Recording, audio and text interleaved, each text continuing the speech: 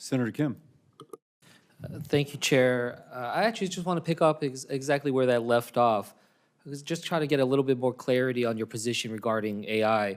I saw a quote that you had given previously where you said, quote, less enforcement we have, and you were talking about federal regulation, less enforcement we have on AI is a good thing because employees aren't having their rights violated and employers aren't violating these laws. So I guess I just wanted to ask you more specifically, what role do you think the federal government can and should play when it comes to AI regulation, as we're worried in a bipartisan way about job loss and replacement, not augmentation of work, but replacement?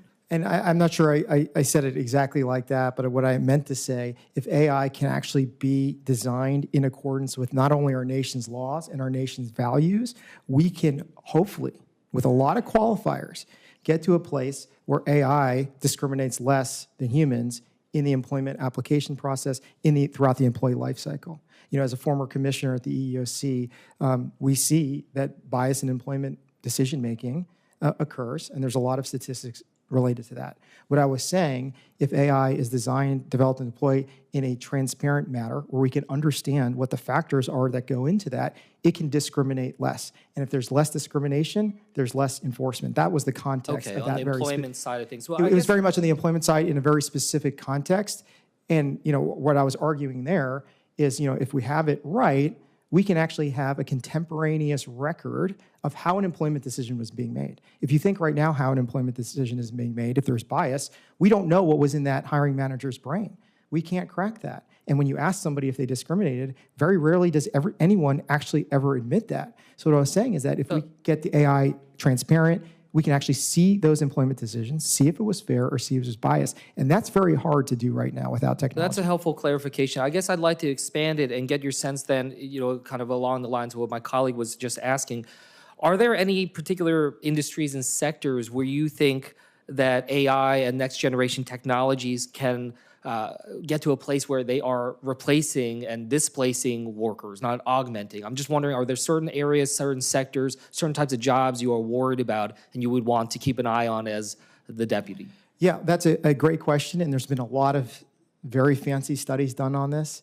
And, you know, I'm putting my former EEOC commissioner hat on. What I was concerned with from that job is who would it disproportionately impact from a discrimination standpoint? How do we go back? Sorry, I'm not asking about the employment side. I'm asking about actually, like, you know, are you worried about, for instance, the trucking industry? Are you worried about? Yeah. So I'm trying to help people in New Jersey, across this country, understand what are the vulnerabilities when it comes to our workforce, when it comes to AI, and get your perspective as someone who may very well play a critical role in this. Yeah, and this is where we have to, you know, use the other side of the Department of Labor to make sure that if there are people being displaced by AI jobs, which I was getting to is inevitable, that we have the tools to be able to reskill, upskill, whatever the fancy buzzword my question of those individuals. Is, what jobs are you worried about? What industries are you worried about? And then we can hone in on figure out how to try to address that, how to be able to provide people in those industries certain types of training and whatnot. Well, I mean, if you look at the jobs being displaced by generative AI, you know, a lot of those are knowledge worker jobs. A lot of those are jobs that have been historically done within an office. And now, you know, that's an area that we need to reskill and make sure that there are remaining parts of their job. And if not, where else in the workforce do they fit with those skills that they previously had? I just want to switch here and just switch gears. I just want to ask you, do you support the work that OSHA does regarding safe workplaces and environments? Of course. It is one of the most important missions of the Department of Labor to ensure that all workers have a healthy and safe workplace. Do you think OSHA has been sufficiently funded over the years? I am committed to doing a full workplace analysis, not just on OSHA, but every other enforcement agency within the Department of Labor to make sure that each agency has the investigative and law enforcement and safety resources that they need. There have been some efforts in the past to try to cut OSHA. When I was over in the House, we saw $95 million proposals by the House Republicans to cut OSHA. Does that concern you at all?